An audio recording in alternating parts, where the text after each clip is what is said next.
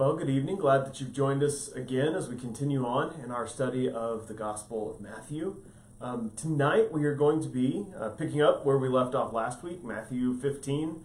We'll start in verse 21 and go through 28. A little bit shorter set of passages tonight, but to try and include what came next would have pushed me beyond how long I want these videos to last. So we may go just a shade shorter this evening. By way of reminder, and I say this every week and I will keep reminding you, if you have not done so already, please take the time to sit down and read the book of Matthew from beginning to end. It is not overly long. It does not take an extremely long time to do that, but it was meant and originally heard, read out loud in one sitting. Maybe a way for you to try and to do this would be to track down an audiobook version of it and listen to it. But a way of hearing it in its full context really helps bring out these stories, because instead of looking at them as little isolated segments, you get the whole of what Matthew intended. And Matthew writes beautifully and brilliantly and for some very specific purposes. And again, tonight we are going to be paying close attention to Jew-Gentile relationship in the early church, because that is a primary concern for this document, for this writing. The church that Matthew writes to is predominantly Jewish, probably has some Gentiles mixed in there, and they're trying to figure out how they fit anymore, what the church is, where they belong. Is there a way for Jewish people and Gentile people to believe the same thing and follow the same God? Does it have to look the same for both of them? We know that this is something that Paul is dealing with in other places at the same time, or in the couple of decades that lead up to this moment. So we know it's a challenge for them, and especially for Matthew's audience, who's in or near the land of Palestine, made up of people who likely have fled from Jerusalem and from Judea after the destruction of the temple and the Jewish revolution that failed. And so they're trying to figure out how to navigate life and those relationships together. And tonight we're looking at a third story in a series that helps highlight how those relationships can and should work, what actually defines faith versus what people have said defines faith. But we come to the conclusion of that little triplet of stories in a very uncomfortable way. To me, this is one of the most challenging stories to read in Matthew's gospel, because when heard with modern ears, it feels very strange, almost demeaning and insulting from Jesus to this poor woman.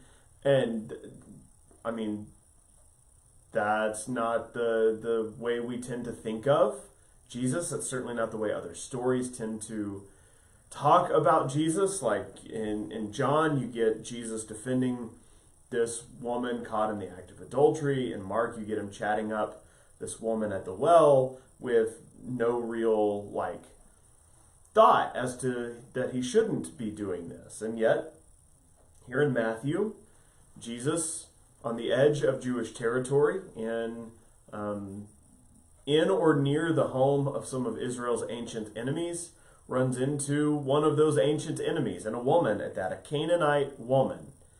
And things get uncomfortable and awkward very quickly. Starting in verse 21 of chapter 15, here's how the text goes. Then Jesus left Galilee and went up north towards the region of Tyre and Sidon. A Gentile woman, Canaanite woman, who lived there came to him, pleading, "Have mercy on me, O Lord, Son of David, for my daughter is possessed by a demon that torments her severely." But Jesus gave her no reply, not even a word. Then his disciples urged him to send her away. "Tell her to go away," they said. "She's bothering us with all of her begging." And Jesus said to the woman, "I was sent only to help God's lost sheep, the people of Israel." But she came and worshipped him, pleading again, "Lord, help me." Jesus responded, "It isn't right to take food from the children and throw it to the dogs." She replied, "That's true, Lord, but even dogs are allowed to eat the scraps that fall beneath their master's table." "Dear woman," Jesus said to her, "your faith is great, your request is granted," and her daughter was instantly healed. There you go. The story itself comes to a very jarring end. The last word, the last line, is nothing like what comes before it. And I'm trying to imagine what it would have been like to see this play out.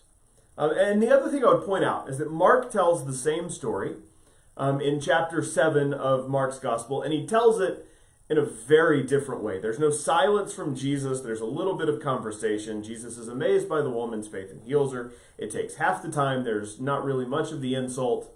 There's the dog comment shows up again, which would have been kind of a normal Jewish derogatory statement for Canaanites. But Jesus doesn't fight, push back all that hard. And the disciples don't fight and push back all that hard in Mark's telling. In Matthew's, however, you get a completely different feel. And again, Matthew writes intentionally, he writes theologically, he writes with a flourish, and he writes to make a point. And none of these writers are constrained by perfect history. They're not simply writing a biography of Jesus. They're writing to make a point. And so either Matthew includes or amplifies some details from Mark because there is this point that he is trying to make about the place of Jews and Gentiles together in the kingdom of God and why it matters. But again, it's important to pay attention to where this story falls, and the two things that have happened before it help shape what to me is most interesting about how this passage develops and turns out, and I think highlights what Matthew is trying to do, placing this story where he does. So in chapter 14, the last little bit of chapter 14, we get a snapshot of Peter's faith. Jesus has been on the far side of the Sea of Galilee. He's fed 5,000. He's done some healing. He sends the disciples on while he finishes up with the crowd.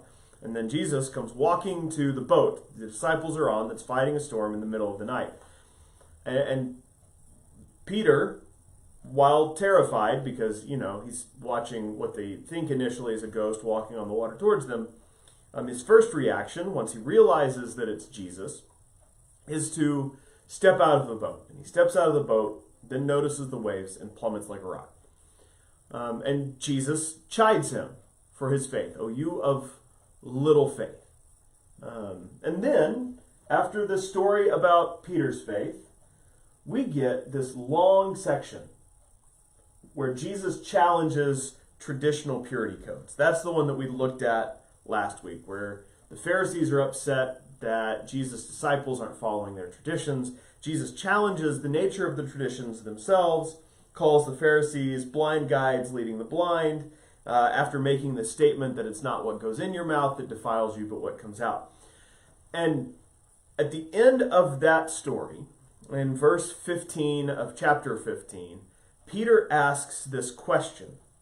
He says, "Explain to us the parable that says people aren't defiled by what they eat." I mentioned it last week. I'll highlight it again this week. This is a mind-blowing teaching to traditionally Jewish people who cannot understand what Jesus might be trying to do here, because everybody knows that what you eat is important.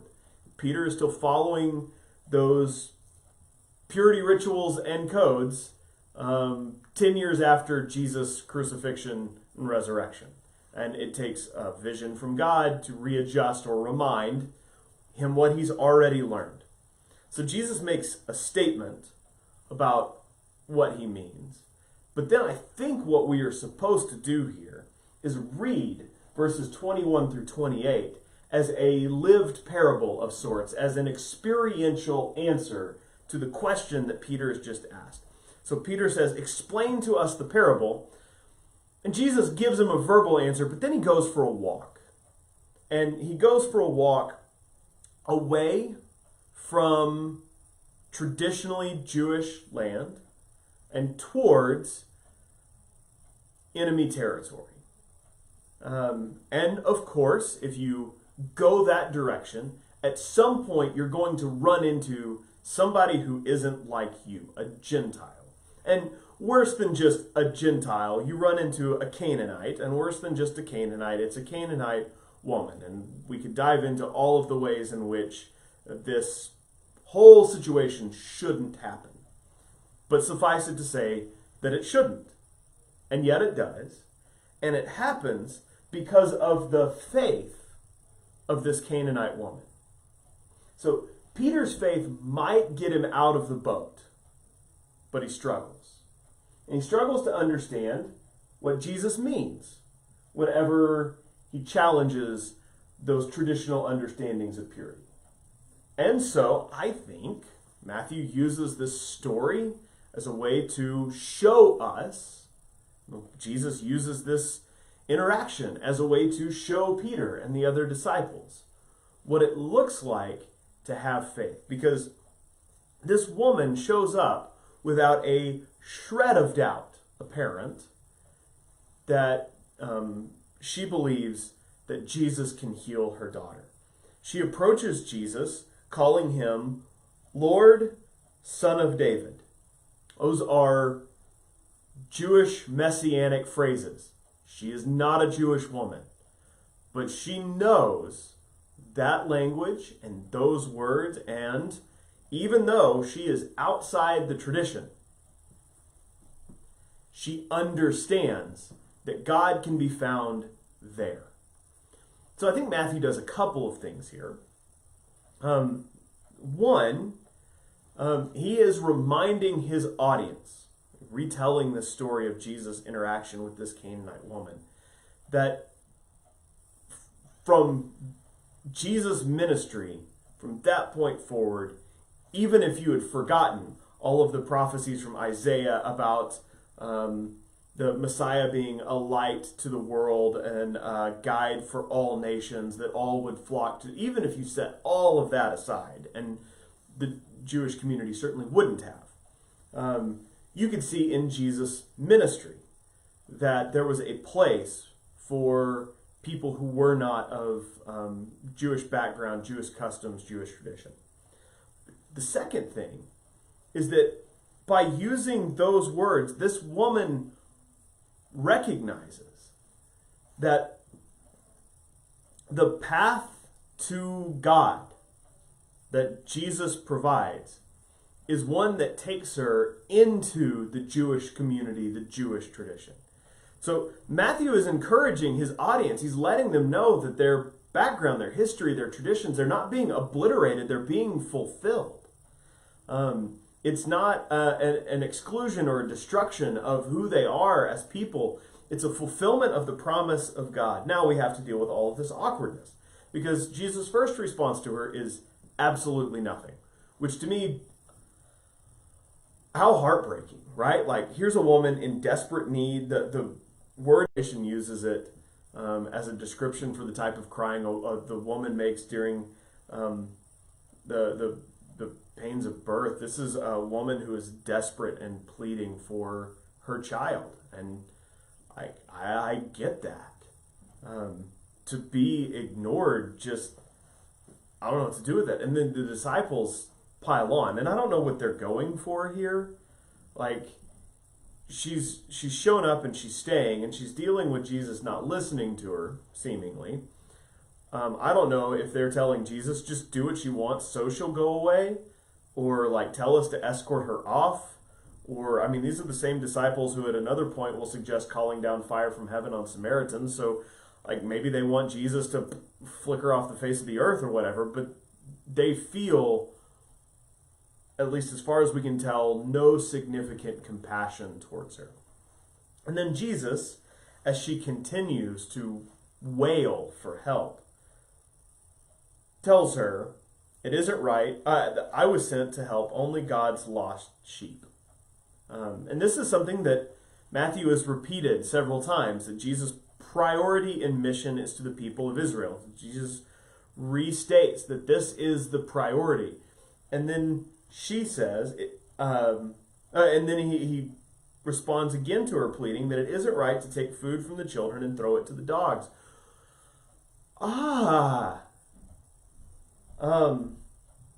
in the middle of those two statements, we get this description that we don't necessarily notice much 2,100 or 2,000 years later, where her actions towards Jesus are described this way in verse 25. She came and worshipped him. This is one of the earliest descriptions in any, especially in Matthew, Mark, or Luke, of any individual worshiping Jesus. In fact, off the top of my head, and granted there could be some errors here, so don't hold me to this point, and I'll do some quick flipping just as I'm thinking about it here, the only people who have been described as worshiping Jesus are Gentiles. Now, I may be missing or not thinking about a moment or an individual, but like even the disciples, when they witnessed Jesus calming the storm, aren't described as responding in worship. Instead, it's Magi from the east and a Canaanite woman who worship. And so after the ignoring, and now what with modern ears feels very insulting, we get to this moment where she replies, "That's true, but even the dogs are allowed to eat the scraps that fall from beneath their master's table." And so she is placing herself beneath the table, under the umbrella, adjacently connected to the family, not Jewish, but there and dependent on Jesus, dependent on God's Messiah, dependent on Israel's Messiah. And that's where the story flips, where Jesus no longer rejects her, but what happens is that her faith is celebrated. Now, I'm not going to try and pretend to explain everything that happens between those two moments. I prefer Mark's telling of the story, where it may be a short aside conversation, but then Jesus celebrates this woman in the end, and there's no ignoring, which just feels very odd. And yet we have the story from Matthew for a reason, and while I cannot fully explain it, I know there's some depth and some meaning here that's worth retelling. And so maybe what we are seeing here is Jesus showing his disciples what it looks like to move from here to here, from celebrating traditional purity to accepting Jesus' challenges to that. Maybe this is a lived response, an acted out parable that shows an answer to Peter's question in verse 15. What I can tell you without a shred of doubt is that if you hold Peter's faith against the Canaanite woman's faith, hers is greater. Peter steps out of the boat. He gets to walk confidently on water for some period of time. Then he gets distracted and he plummets. The woman shows up out of faith, worshiping Jesus from the very... And I think for Matthew's community, a reminder that what God does in Jesus is very much part of the tradition, but that opens up the love and abundance of God to those outside the community, as it always had. Thinking of the prophets, thinking of Rahab, thinking of Ruth, and all of these different moments where these non-Jewish individuals, and very often non-Jewish women in the Old Testament, end up being these models of faith, is nothing new, even if it's not always the way that first century Jewish community would have thought about it. All right. I think that's a great spot to stop for today. it is a reminder to us that models of faith can very often be found in unexpected places. Once who in her desperation knows, in spite of Jesus' initial response, that Jesus is the only way she's going to attain what she wants. And so she stays, she struggles, she fights, she pleads, and she worships. She endures. And in that case is a model of faith to us, certainly to the early church, and to Jews looking on who would have had a hard time believing that this was the route, the path. Matthew encourages his first hearers to recognize just how open the kingdom of God truly is. All right, I will see you next week, and we will continue on with some healing and then some feeding. All right, see you.